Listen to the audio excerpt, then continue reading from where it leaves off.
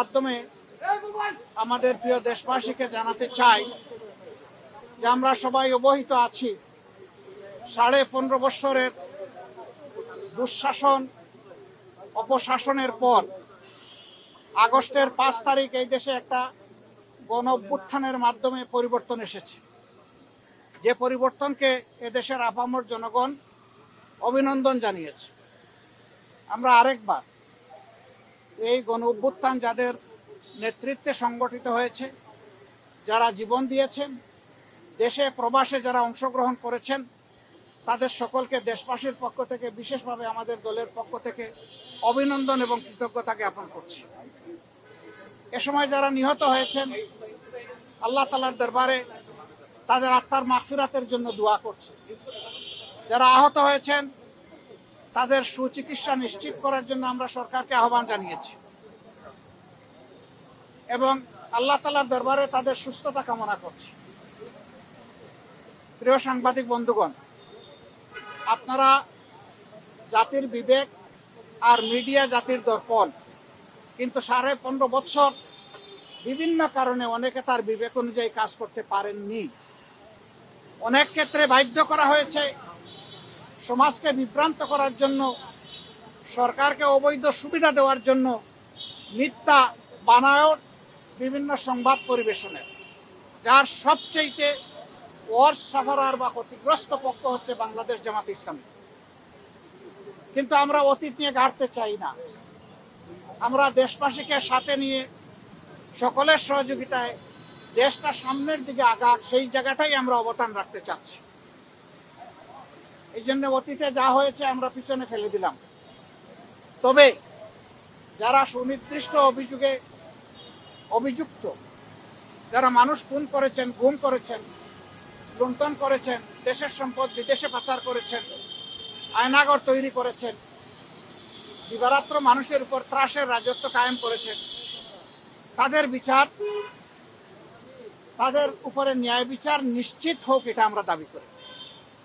আমাদের উপর যেমন জুলুম করা হয়েছে, তাদের কারো উপর জুলুম করা হোক, সেটাও আমরা চাই না। আমরা চাই যে ন্যায় বিচারের মাধ্যমে সবাই যেন তার অপরাধের সঠিক পাওনাটা বুঝে পায়। আমরা আজকে এসেছিলাম দেশের প্রয়োজনে, জাতির প্রয়োজনে। এই সরকার একটা নির্দলীয় অন্তর্বর্তীকালীন সরকার। তারা দেশ শাসনের জন্য আসেননি, দেশ শাসনের সুস্থ পথ বিনির্মাণের জন্য তারা এসেছেন। তাদের কাজ হচ্ছে জাতির সামনে, যা জাতি বঞ্চিত ছিল পরপর 3টা নির্বাচনে, জাতির সামনে একটা গ্রহণযোগ্য, সুষ্ঠু এবং শান্তিপূর্ণ নির্বাচন উপহার দেওয়ার পরিবেশ তৈরি করা। এই জন্য কিছু মৌলিক বিষয়ে তাদেরকে সংস্কার করতেই হবে। সে কি কি মৌলিক বিষয়ে তারা সংস্কার করবেন, সেই ব্যাপারে আমরা কথাবার্তা বলেছি এবং আমরা আশা করছি আগামী 9 তারিখ আপনাদের মাধ্যমে জাতির সামনে আমরা আমাদের প্রস্তাবনাগুলো উন্মুক্ত করব ইনশাআল্লাহ। আপনারা দাওয়াত পাবেন, এটি প্রাথমিক ইনফরমেশন। যদি আমাদের দিনক্ষণ ঠিক থাকে আপনারা ইনশাআল্লাহ দাওয়াত পাবেন, আর যখনই হয় আপনারা দাওয়াত পাবেন। আমরা অবিলম্বে আমাদের চিন্তা জাতির সামনে তুলে ধরব যে কি কি সংস্কার এই মুহূর্তে প্রয়োজন, কি কি সংস্কার পরবর্তী পর্যায়ে আমাদের লাগবে, সেই জিনিসগুলো আমরা জাতির সামনে তুলে ধরবো। এর পাশাপাশি দেশের চলমান আইন শৃঙ্খলা পরিস্থিতি নিয়ে এখানে কথা হয়েছে এবং এই ক্ষেত্রে জনগণ আর বর্তমান সরকার একসাথে কিভাবে পারস্পরিক সহযোগিতার মাধ্যমে আইন শৃঙ্খলা পরিস্থিতির আরো উন্নয়ন সাধন করতে পারে এবং সকল ধরনের ষড়যন্ত্রের বিরুদ্ধে জাতিকে ঐক্যবদ্ধ রাখতে পারে, সেই বিষয়গুলো নিয়ে আমাদের এখানে কথাবার্তা হয়েছে। আমরা আশা করছি এই বর্তমান অন্তর্বর্তীকালীন যে সরকার আছে, তারা কোনো ধরনের পক্ষ বিপক্ষের মানসিকতা না নিয়ে বরঞ্চ নিরপেক্ষ দৃষ্টিকোণ থেকে তারা দেশকে একটা ভালো জায়গায় নিয়ে একটা সুষ্ঠু নির্বাচন তারা দিতে সক্ষম হবেন এবং এই ক্ষেত্রে এইটাও আমরা আশা করছি যে এই সময়টা নাতি দীর্ঘ হবে। আমরা শুরু থেকে বলে আসছিলাম সংস্কারের জন্য সরকারকে আমরা যৌক্তিক সময় দিতে চাই। সেই যৌক্তিক সময়টা কি হবে এটা নিয়ে অচিরেই আমরা কাজ করব এবং সেটা আপনাদের সামনে ইনশাআল্লাহ চলে আসবে। আমরা আশা করছি খুব দেরি হবে না। আমরা এইভাবে সামনের দিকে আগাতে চাই। আপনাদের মাধ্যমে আমাদের অনুরোধ জাতির এই প্রত্যাশাকে ফুটিয়ে তোলার জন্য এবং আগামী দিনে একটি বৈষম্যহীন বাংলাদেশ গঠন করার জন্য, যেখানে ইনসাফ ভিত্তিক সমাজ প্রতিষ্ঠিত হবে এবং কারো উপর কোনো ধরনের জুলুম দল কিংবা ধর্মের কারণে হবে না, এমন একটা দেশ, ঐক্যবদ্ধ জাতি গঠনে আপনারাও আমাদেরকে এই কাজে সহযোগিতা করবেন, দেশবাসীকে সহযোগিতা করবেন। আপনাদের সকলকে ধন্যবাদ। হ্যাঁ, এখানে একটা প্রশ্ন এসেছিল, আসন্ন দুর্গাপূজায় আইন শৃঙ্খলা পরিস্থিতি সুন্দর রাখার জন্য করণীয় কি। আমরা সেগুলো আলোচনা করেছি। আমরা বলেছি সরকারের সাথে জনগণের পার্টনারশিপ লাগবে, সরকারের সাথে জনগণের সম্পৃক্ততা প্রয়োজন হবে। এই সরকার এবং জনগণ মিলে, আইন শৃঙ্খলা বাহিনী এবং জনগণ যদি একসাথে কাজ করে, আমরা আশা করছি একটা অভূতপূর্ব দুর্গাপূজা আমাদের হিন্দু ধর্মের ভাই বোনেরা তারা উদযাপন করতে সক্ষম হবে।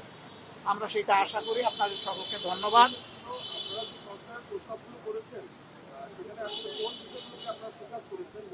সেই কথাটাই বলছিলাম যে বাদা ঝাঁপির মূল্য লক্ষ টাকা, খুলে দিলে দাম কমে যায়। ইনশাল্লাহ আমরা ঝাঁপির মুখ খুলবো আগামী 9 তারিখ। সেই পর্যন্ত আমরা ধৈর্য ধরে অপেক্ষা করি। এই অপেক্ষা করার জন্য আপনাদেরকে অগ্রিম ধন্যবাদ। সেটাও বলেছি যে সংস্কারের টাইমলাইন কি হবে। আমরা দুটা রোডম্যাপ চেয়েছি, আপনারা জানেন, আপনাদের মাধ্যমেই চেয়েছি, দেশবাসীর কাছে জানিয়েছি, আমরা সরকারকেও জানিয়েছি। একটা রোডম্যাপ হবে সংস্কারের, আর একটা রোডম্যাপ হবে নির্বাচনের। সংস্কারটা সফল হলেই নির্বাচনটা সফল হবে। এই জন্য দুটি বিষয়ের উপরে আমরা গুরুত্ব দিয়েছি এবং তাদের সাথে আমাদের আরো ডায়ালগ হবে। আর খুব অচিরেই এই বিষয়টা তারাও প্রকাশ করবেন, আমরাও প্রকাশ করব, এবং এটা খুব দেরি হবে না ইনশাআল্লাহ। রয়টার্সের এক প্রতিবেদনে সেনা প্রধানের বক্তব্য এবং জাতিসংঘে যাওয়ার পরে প্রধান উপদেষ্টার প্রেস বক্তব্য দিয়েছেন, এইসব নিয়ে আলোচনা হয়েছে কিনা? না, আমরা কারো বক্তব্য এবং বিবৃতি নিয়ে স্পেসিফিক কোনো আলোচনা করি নাই এবং এটা আমরা আলোচনার সাবজেক্ট বানাতেও চাই না। আমরা শুধু সরকারকে এতটুকু বলেছি যে জনগণের বিশাল প্রত্যাশা আপনাদের কাছে, এই প্রত্যাশার সময়টা টেনে আমরা লম্বা করব না। এটাকে যৌক্তিক সময়ে, যৌক্তিক যে শব্দটা, এটার সম্মানটা যেন বহাল রাখতে পারি আমরা, সেই দিকে আপনাদের দৃষ্টি আকর্ষণ করি। ওনারা কোনো দ্বিমত পোষণ করেন নাই এবং আমরা আশা করি এখানে কোনো সংকট তৈরি হবে না ইনশাআল্লাহ।